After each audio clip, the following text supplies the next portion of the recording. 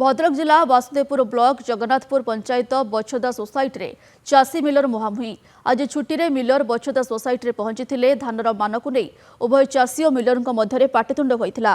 कटनी चटनी सरकार मना करुवा बेले मिलर 9% काटे बोली कही जहां चाषी माने विरोध करते।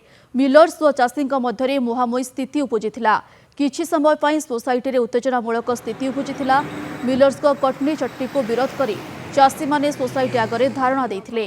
प्रशासन न शुणिले आसंता कालिठू धान मंडी रे अन्नदाता धारणा और आमरण अनशन करिवे बोली चाषी कहिसंती। मंडी खोला है जे मिलर माने लुचि करी आसुचंती 11टा बेले 12टा बेले गोटे बेले जेते बेले के चाषी नथिबे खाया पे जाइथिबे बा आसुकी हताश होई एड़े साडे बुलुथिबे।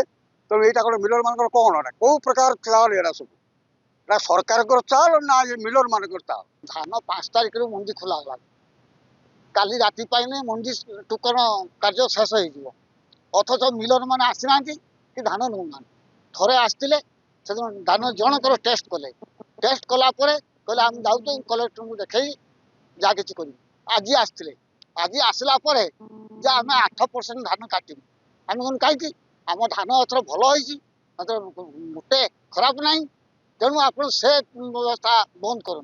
प्रहसन चलती चाषी मान को नहीं मिलर किसी फाइनाल कले कहले 8% धान काटू कि कहीं 8% ऊपर धान काटू कौन धान मंडी 5 तारिख खोलानी किंतु धान आम चाष करके जो परिश्रम करके मूल्य मजूरी देकी धान बिक्री हो पारुनी से आम एकजुट हो समस्ते।